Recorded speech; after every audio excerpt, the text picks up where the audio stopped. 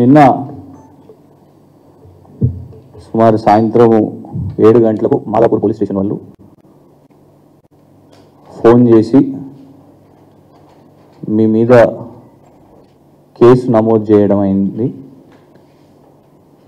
మీరు సహకరించాలి, పోలీస్ స్టేషన్కి రావాలి అని చెప్తే కోఆపరేట్ చేస్తూ నేను మా న్యాయవాదితో కలిసి మాదాపూర్ పోలీస్ స్టేషన్కి వెళ్ళడం జరిగింది.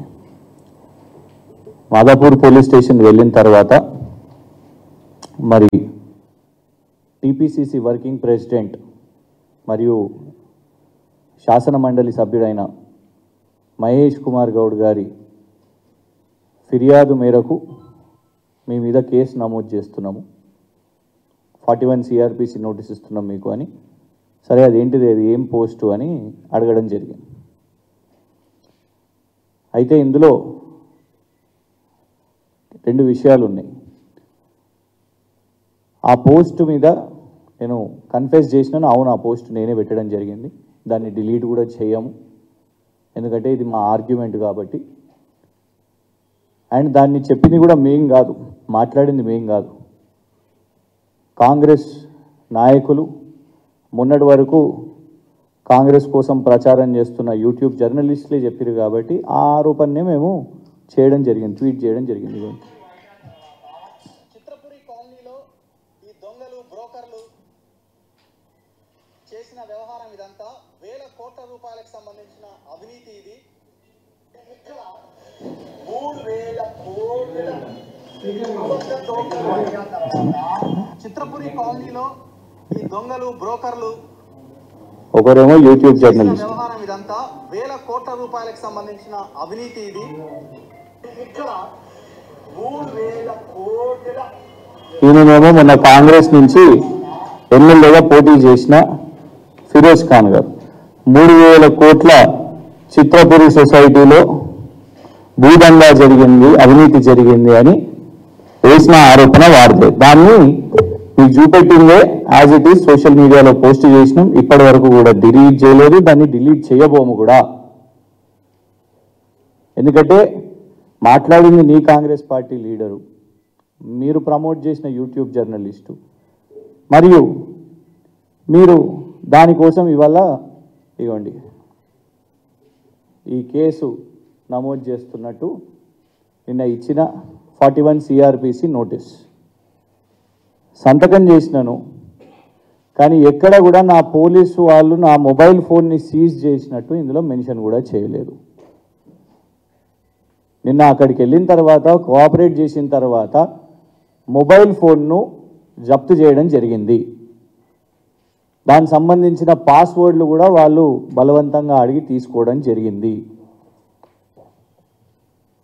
ఇవాళ సీఎం కార్యాలయం నుంచి వాళ్ళు ఏమంటారంటే, సీఎం PRO గారు ఏమంటారంటే, ఇప్పుడు ఈ 3000 కోట్ల దాంట్లో ఈ చిత్రపురి సొసైటీలో కోశాధికారిగా కమిటీలో అనుముల మహానందరెడ్డి గారని రేవంత్ రెడ్డి గారి కుటుంబ సభ్యులు వారి సోదరులు ఉన్నారు. ఇదిగోండి ఇది court document. Anumula Mahanandareddy treasurer of cine workers society. ముఖ్యమంత్రి గారి కార్యాలయం నుంచి ఏమంటారంటే, అసలు ఇక సంబంధమే లేదు, మాకు ఆయన ఎవరో తెలియదు, మేము ఆయన ఎప్పుడూ చూడలేదు అనేసి వారిది వాదన. మరి చూడండి ఈ ఫోటో ఎట్లొస్తుంది,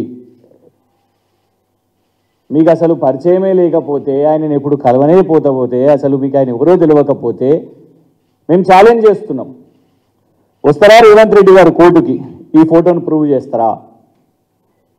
ఏం కేసు వేసినా హైకోర్టుకి వెళ్దామా, సుప్రీంకోర్టుకి వెళ్దామా, ఏ కోర్టుకైనా వెళ్దాం. This is Yanamala Mahanandareddy, treasurer of, మీ కాంగ్రెస్ నాయకులు చెప్తున్నట్టే 3000 కోట్ల చిత్రపురి సొసైటీలో భూదందాలు చేస్తున్న దానికి కోశాధికారి అయిన యనుమల మహానందరెడ్డి గారితో యనుమల రేవంత్ రెడ్డి గారు కనిపిస్తున్నారు మీకు ఈ చిత్రపటంలో. సంబంధం లేకుండానే ఇట్లా ఇదంతా అనేది. ఇది మేము ప్రశ్నించినందుకు ఇవ్వండి, మేమే కాదు, ఇవ్వండి ఇది చిత్రపురి సాధన సమితి వాళ్ళు గవర్నర్ గారికి సోషల్ మీడియా మాధ్యమంలో, ఎందుకంటే మొన్నటి వరకు ఫార్మర్ గవర్నర్ తమిళ సాయి గారు వారు సోషల్ మీడియాలో చాలా యాక్టివ్గా ఉండే కదా, వారికి ట్వీట్ చేసింది చిత్రపురి సాధన సమితి వాళ్ళు.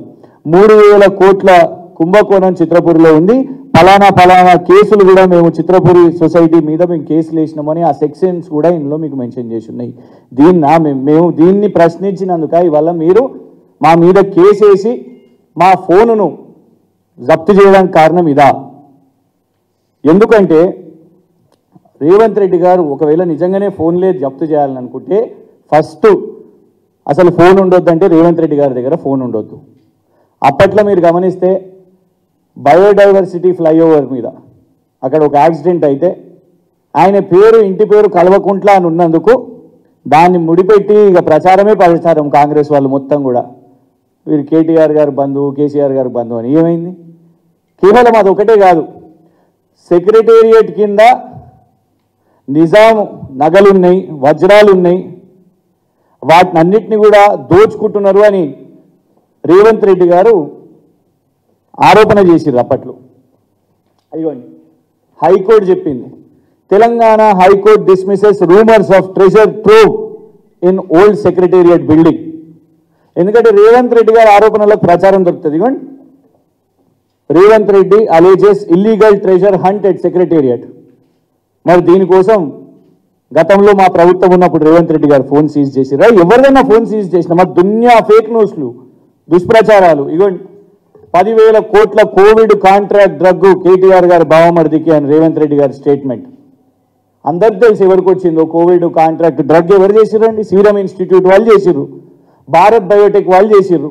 వచ్చినాయా 10,000 కోట్లు? అయిందా రేవంత్ రెడ్డి గారి ఫోన్ సీజు?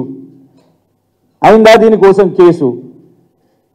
మేము అనేది ఏంటంటే ఇట్లా మేమే ఒకవేళ కేసులు వేసి ఫోన్లు జప్తు చేసుడు ఇవన్నీ చేసి ఉంటే ఇవాళ నిజంగా ఒక ప్రతిపక్షమైనా లేకుంటే ప్రజాస్వామ్యమైనా లేకుంటే రేవంత్ రెడ్డి గారైనా రాజకీయాలు చేసేవారు కాదు. ఏ విధంగా అయితే ఇవాళ మీరు అంటున్న ఇందిరమ్మ పాలన, ప్రజాపాలన, ప్రజాస్వామ్యం ఉంటుంది అని అంటున్నారు కదా, సోషల్ మీడియాలో పోస్ట్ చేసినందుకు అది కూడా ఎవరు? మీ కాంగ్రెస్ నాయకులు మాట్లాడిందే, జర్నలిస్టులు యూట్యూబ్లలో జర్నలిజం చేసేటోళ్ళు మాట్లాడిన దాన్ని పెడితే దానికి మీరు ఫోన్ జప్తు చేయడం. ఖచ్చితంగా దీని విషయం మీద మేము న్యాయ పోరాటం చేస్తాం. ఎందుకంటే ఇవాళ అలవాటైపోయింది విచారణ సంస్థల పేరు మీద, విచారణ పేరు మీద, దర్యాప్తు పేరు మీద. మొన్న కూడా గౌరవనీయులు మా శాసన మండలి సభ్యులు కవిత గారి విషయం మీద కూడా మీరు గమనిస్తే ఈడీ వాళ్ళు ఫోన్ నంబర్స్ని బయటికి రివీల్ చేయడం, ప్రైవసీ ఉంటుంది, freedom of speech and expression ఎంత ముఖ్యమో ఒక వ్యక్తి ప్రైవసీ కూడా అంతే ముఖ్యమని గౌరవ సుప్రీంకోర్టు చెప్పడం జరిగింది. విచారణ పేరు మీద ఫోన్లు జప్తు చేస్తారు. మొన్న రేడుకు వచ్చినప్పుడు అందరు సహకరించారు, కానీ పిఆర్ఓలు ఎవరండి? గతంలో జర్నలిస్టులుగా పనిచేసిన వాళ్ళే రాజకీయ నాయకుల దగ్గర వాళ్ళు పిఆర్ఓలుగా ఉంటారు. వాళ్ళే కూడా మొబైల్ ఫోన్లు జప్తు చేయడం, దాంట్లోకి వెళ్ళి డేటాని తీసుకోవడం ఉందా? చట్టపరంగా మీకు అనుమతి ఉందా? లేదు. ఎందుకు చెప్తాను, ఇగోండి సుప్రీంకోర్టు ఆర్డర్స్ ప్రకారం సర్క్యులేషన్ ఆఫ్ గైడ్ లైన్స్ ఇచ్చింది. సుప్రీంకోర్టు గైడ్ లైన్స్ ఇచ్చింది. సీజర్ ఆఫ్ డిజిటల్ డివైజెస్ అనేది జ్యుడిషియల్ వారెంట్ ఉంటేనే చెయ్యాలి అని ఇలా చాలా స్పష్టంగా ఉన్నది. జ్యుడిషియల్ వారెంట్ ఉంటేనే మీరు ఎవరిదైనా మొబైల్ ఫోను జప్తు చేయాలని. దానికోసం 5 గోల్డెన్ పాయింట్స్ ఇచ్చింది. ప్రత్యేకంగా ఈ కేసు వేసింది కూడా జర్నలిస్టులే. దేశవ్యాప్తంగా ఢిల్లీ కేంద్రంగా ఉన్న జర్నలిస్టులు సుప్రీంకోర్టును ఆశ్రయించినప్పుడు ఇట్లా పోలీస్ వాళ్ళు, ఈడీలు వాళ్ళందరూ కూడా మొబైల్ ఫోన్స్ తీసుకుంటున్నారు, సిస్టమ్స్ తీసుకుంటున్నారు అన్నప్పుడు చాలా కీలకంగా చెప్పింది, మీ దగ్గర నంబర్ 1 జ్యుడిషియల్ వారెంట్ ఉంటేనే మీరు ఫోన్ జప్తు చేయాలి. నిన్న జ్యుడిషియల్ వారెంట్ ఇచ్చిరా? నాకు ఇవ్వలేదు. ఎలాంటి కోర్టు నుంచి వారెంట్ లేదు, కేవలం ఒక 41 సిఆర్పిసి నోటీస్ తప్ప. ఇందులో కూడా ఏమని ఉన్నది 41 సిఆర్పిసి నోటీస్లో? You will not tamper with the evidence అని ఉన్నది. ట్యాంపర్ ఎక్కడదండి? నా ఫోనే తీసుకున్నారు కదా మీరు, అందులోనే ఎవిడెన్స్ ఉన్నది. వాళ్ళు ట్యాంపర్ చేస్తే ఇవాళ నాకు అనుమానం ఉన్నది. అందులో కీలకమైన రీసెర్చ్ డేటా ఉన్నది. బాజాప్తా ఇవాళ చెప్తున్నాం. అవును, రేవంత్ రెడ్డి గారి కుటుంబానికి చెందిన వ్యక్తులు ఎవరైతే వ్యాపారాలు చేస్తున్నారో, దందాలు చేస్తున్నారో వాటి మీద మేము రీసెర్చ్ చేస్తున్నాము. ఆ రీసెర్చ్ మెటీరియల్ ఆ ఫోన్లో ఉన్నది. కాదా? వాస్తవం కాదా? రేవంత్ రెడ్డి గారు మీ వియంకులు వారు ఎన్నో బ్యాంకుల నుంచి రుణాలు తీసుకొని చైనా కంపెనీలతోని వ్యాపారాలు చేస్తున్నట్టు పేరు మీద ఎగవేత చేస్తే సిండికేట్ బ్యాంకు నీలామీ చేసింది వాస్తవం కాదా? ఆ ఆస్తుల యొక్క డాక్యుమెంట్స్ అందులో ఉన్నాయి. బ్యాంక్ ఆఫ్ బరోడా వాళ్ళ దగ్గర కూడా మీరు లోన్లు తీసుకొని మీరు మళ్ళా బ్యాంకు నీలామీ చేస్తుంటే అట్లాంటి డాక్యుమెంట్స్ అందులో ఉన్నాయి. రకరకాల దందాలు వాళ్ళు ఏదైతే చేస్తున్నారో, భూపాల్ ఇన్ఫ్రాస్ట్రక్చర్ కానివ్వండి, మ్యాక్స్ బిఎన్ ఫార్మా కానివ్వండి, మగధ రియల్ ఎస్టేట్ కానివ్వండి, మొన్న పెట్టిన గీతా ఆటోమోటివ్ కానివ్వండి, ఇట్లాంటి ఎన్నో చేస్తున్నారు. మేము రీసెర్చ్ చేస్తున్నాం. అందులో పరిశోధనకు సంబంధించిన ఎన్నో డాక్యుమెంట్స్ ఉన్నాయి. అదానీకి సంబంధించిన ఏదైతే వ్యాపారాలు ఉన్నాయో ఆ ఫోన్లో డాక్యుమెంట్స్ ఉన్నాయి. వేల పీడిఎఫ్లు ఉన్నాయి. ఎందుకు అవసరం వచ్చింది మీకు మొబైల్ ఫోన్? ఎందుకు కవిత గారి పిఏల పిఆర్ఓల మొబైల్ ఫోన్స్ ఎందుకు అవసరం వచ్చింది? ఇందులో చాలా స్పష్టంగా ఉన్నది. సుప్రీంకోర్టు ఇచ్చిన గైడ్ లైన్లో compelled disclosure of passwords is forbidden unless any statute expressly allows for it. It is forbidden. నిన్న పోలీసు వాళ్ళు పాస్వర్డ్లు అడగడం జరిగింది. నిన్న మొబైల్ ఫోన్ పాస్వర్డ్ కానివ్వండి, ఆ యాప్ కానివ్వండి, వాళ్లకు క్లియర్గా నేను కన్ఫెస్ చేసిన, అవును మేమే పోస్ట్ చేసినాం, దాంట్లో కోర్టుకు కూడా మేము చెప్పడానికి సిద్ధంగా ఉన్నాం. 3,000 కోట్ల కుంభకోణం అని పేపర్లలో మీడియా వాళ్ళు రాసిర్రు. దాంట్లో యనుమల మహానందరెడ్డి గారు ట్రెజరర్ అని తెలిసిన విషయం వాస్తవమే. ఇవన్నీ డాక్యుమెంట్స్ ఆధారంగా మేము కోర్టుకు పోతాం. నిజంగానే ఒకవేళ రేవంత్ రెడ్డి గారికైనా లేకుంటే వారి కార్యాలయానికైనా దీని విషయంలో ఇది కాదు, మేము వేసిన ఆరోపణలు ఏదో తప్పు ఉందంటే మీరు విచారణ చేపట్టాలి కదా. ఆ 3,000 కోట్ల కుంభకోణం అని మీద ఏదైతే ఈ యనుమల మహానందరెడ్డి మీద మేము వేసిన ఆరోపణ, ఆ పోస్టులో మేము చెప్పింది తప్పైతే మీరు విచారణ చేపట్టండి. కానీ ఫోను తీసుకోవడానికి మీకు ఎలాంటి హక్కు ఉన్నది? ఎందుకు ఫోన్ని సీజ్ చేసిండ్రు? అందులోకి వెళ్ళి ఏం డేటా కావాలి? సోషల్ మీడియాగా ఇలా నలుగురం కూడా మేము కన్వీనర్లం ఇక్కడ ఎందుకు కూర్చున్నాము అని అంటే, సోషల్ మీడియాకు సంబంధించిన మా స్ట్రక్చర్ ఉంటుంది, గ్రామ స్థాయిన మా డేటా ఉంటుంది. వాళ్ళందరూ కూడా మెసేజెస్ చేస్తూ ఉంటారు. ఇది ఎవరి మీద ఒత్తిడి పెట్టడానికి? మేము అధికారంలో ఉన్నప్పుడు రేవంత్ రెడ్డి గారు ఎన్నో అబద్ధపు ప్రచారాలు, ప్రొపగాండా, దుష్ప్రచారాలు, కార్టూన్లు, కేసీఆర్ గారి మార్ఫింగ్లు, ఆఖరికి రేవంత్ రెడ్డి గారు కేసీఆర్ గారు మనవన్ని కూడా వదలలేదు. అవన్నీ చేసినప్పుడు మేము కేసులు వేసినామా? రేవంత్ రెడ్డి గారు ఫోన్ని సీజ్ చేసినామా? లేదు. ఏ కాంగ్రెస్ నాయకునైనా ఆ వర్కింగ్ ప్రెసిడెంట్ గారు ఎవరైతే మా మీద ఫిర్యాదు ఇచ్చిర్రో వారి ఫోన్ని సీజ్ చేసినామా? సోషల్ మీడియాలో పోస్ట్ పెడితే ఫోన్లు సీజ్ చేయడమా? గిదా ఇంద్రమ్మ పాలన అంటే? ఇంద్రమ్మ పాలన అంటే మళ్ళా 1975 ఎమర్జెన్సీ అని వాళ్ళ ఉద్దేశం అని అర్థమవుతున్నది. బరాబర్ పోరాటం చేస్తాం. రాష్ట్ర వ్యాప్తంగా ఉన్న మా సోషల్ మీడియా సోదరులకు కూడా మేము చెప్తున్నాం, ఇవాళ ఫోన్లు సీజ్ చేసినంత మాత్రాన మా డేటాని చోరీ చేసుకొని బలవంతంగా మా కాంటాక్ట్స్ కానివ్వండి, మేము చేస్తున్న రీసెర్చ్ని కానివ్వండి, ఆ ఇన్ఫర్మేషన్ తీసుకున్నంత మాత్రాన మేము భయపడిపోతామా? ఖచ్చితంగా కలిసికట్టుగా నిలబడతాం. కింది స్థాయిలో గ్రామ గ్రామాన మా సోషల్ మీడియా వాళ్ళ మీద కాంగ్రెస్ నాయకులు దాడులు చేస్తున్నారు. మొన్న చూసినాం ధర్మపురిలో, అక్కడున్న ఎమ్మెల్యే గారు ఆడియోనే వచ్చింది. ఆ ఎమ్మెల్యే గారు వాళ్ళ నాయకులు వాళ్ళు మాట్లాడుతున్న దాంట్లో మా సోషల్ మీడియాలో యాక్టివ్గా ఉన్న మాధవ్ తను అక్కడ వీడియోస్ చేస్తూ ఉంటాడు, స్థానిక వీడియోస్ చేస్తూ ఉంటాడు. తన మీద దాడి జరిగింది. యూట్యూబ్లో వార్తలు చెప్తున్న, జర్నలిజం చేస్తున్న శంకర్ మీద దాడులు జరిగినాయి. అంటే ఒత్తిడి పెట్టే ప్రయత్నం చేస్తున్నారు. ఇలాంటి భయపెట్టే చర్యలు చేస్తే భయపడ రేవంత్ రెడ్డి గారు. దీని మీద పోరాటం చేస్తాం. ఖచ్చితంగా కోర్టులో పిటిషన్ ఇస్తాం. ఏ బేసిస్లో మొబైల్ ఫోన్ని జప్తు చేసిరు మీరు? సుప్రీంకోర్టు గైడ్ లైన్స్ని మీ ముందు పెట్టి దీని ఆధారంగా న్యాయ పోరాటం చేస్తాం. ఎందుకంటే నిన్న రాత్రి నుంచి ఫోన్ వాళ్ళ దగ్గరనే ఉంది. దాంట్లోకి వెళ్ళి ఎలాంటి కీలక ఇన్ఫర్మేషన్ తీసుకుంటారు అనేది వాళ్ళ మాకు అనుమానం ఉన్నది. ఫోన్లు ఎందుకు అవసరం వచ్చినాయి? దేశవ్యాప్తంగా ఎక్కడ కూడా కొత్త విచిత్రంగా మొన్న కవిత గారి కేసులో కానివ్వండి, ఇది కానివ్వండి, ఎందుకు ఫోన్లు తీసుకుంటున్నారు? పిఏలు పిఆర్ఓల ఫోన్లు ఎందుకు తీసుకుంటున్నారు? విద్యాపరంగా నేను ఒక లా గ్రాడ్యుయేట్ని, జర్నలిజంలో పిహెచ్డి మొన్ననే సబ్మిషన్ చేసినాను ఉస్మానియా యూనివర్సిటీలో. పరిశోధన చేస్తాం. This is what investigative journalism.